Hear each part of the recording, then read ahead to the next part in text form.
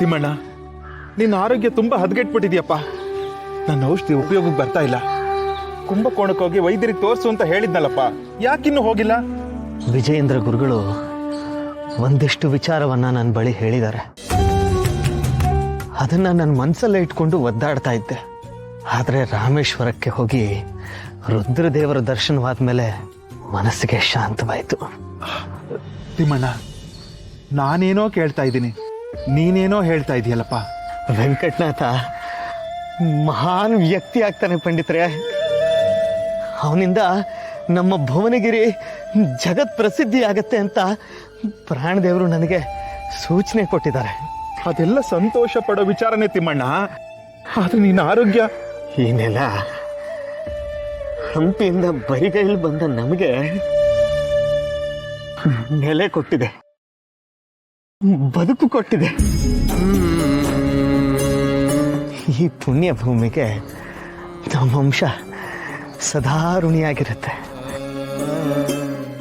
ಹಾಗೆ ನಮ್ಮ ತಂದೆಯವರು ಈ ನೆಲದಲ್ಲಿ ಕಾಲಿಟ್ಟಾಗ ಕೆಲವರು ಮಾಡಿದ ಅವಮಾನ, ಸಾಧಿಸಿದ ದ್ವೇಷ, ಕಳ್ಳತನದ ಆರೋಪ, ಇದನ್ನೆಲ್ಲ ಮೆಟ್ಟಿ ನಿಲ್ಲೋದಕ್ಕೆ ನಿಮ್ಮ ಅಮೂಲ್ಯ ಸಹಾಯ ಸಹಕಾರನೇ ಕಾರಣ.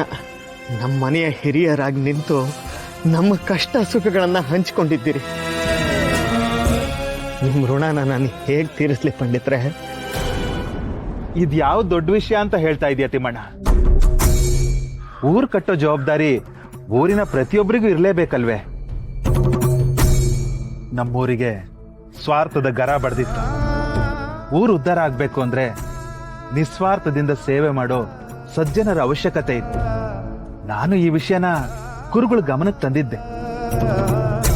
ಅದೇ ಸಮಯಕ್ಕೆ ಸರಿಯಾಗಿ ನಿಮ್ ತಂದೆ ಕನಕಾಚಲರು ಗುರುಗಳು ಕಣ್ಣಿಗೆ ಬಿದ್ರು. ಅವರು ಬಂದು ಅಕ್ಷರ ಕ್ರಾಂತಿನೇ ಮಾಡ್ಬಿಟ್ರು. ಇನ್ನು ನೀನು ಅಕ್ಷರ ಕ್ರಾಂತಿ ಜೊತೆ ಕೃಷಿ ಕ್ರಾಂತಿಯನ್ನು ಮಾಡಿದ್ಯಾ. ಈ ಊರಲ್ಲಿ ಎಲ್ರೂ ನೆಮ್ಮದಿಯಾಗಿದ್ದಾರಪ್ಪ. ಆ ಶ್ರೀರಾಮಚಂದ್ರನಿಗೆ ಅಳಿಲು ಸೇವೆ ಮಾಡಿದಾಗೆ ನಂದು ಒಂದು ಸೇವೆ ಅಷ್ಟೇ. ದೊಡ್ಡವ್ರ ಬಾಯಲ್ಲಿ ದೊಡ್ಡ ಮಾತೇ ಬರೋದು. ಎಲ್ಲ ಶ್ರೀಹರಿಚ್ಛೆ. ಅದೆಲ್ಲ ಸರಿಯಪ್ಪ. ಮೊದಲು ನೀನು ಆರೋಗ್ಯದ ಕಡೆ ಗಮನ ಕೊಡು. ನೋಡಿ, ಕುಂಭಕೋಣದ ವೈದ್ಯರಿಗೆ ತೋರಿಸ್ಕೊಂಡು ಬರೋಣ. ನಾನು ಬರ್ತೇನೆ. ಇನ್ನದರ ಅಗತ್ಯ ಇಲ್ಲ ಪಂಡಿತ್ರೆ. ಯಾಕಪ್ಪ? ನಾನು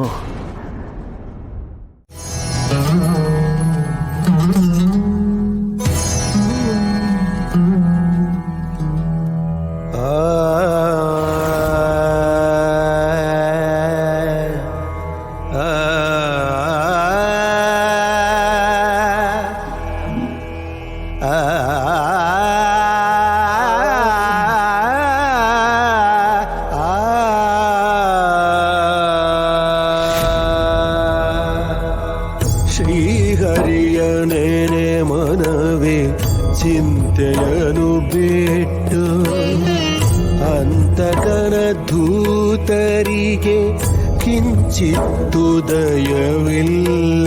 ಶ್ರೀಹರಿಯನೇನೆ ಮನವೇ ಚಿಂತೆಯನು ಬಿಟ್ಟು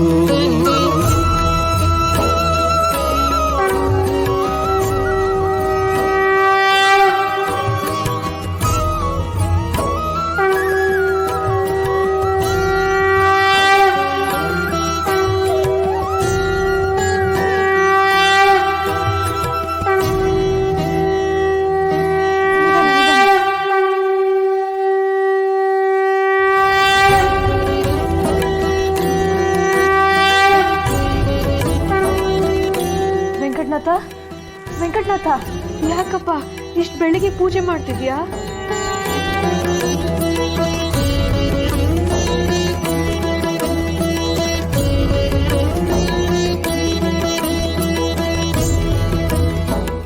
ಅಪ್ಪಂಗೋಸ್ಕರ ಪೂಜೆ ಮಾಡ್ತಾ ಇದ್ದೀನಿ.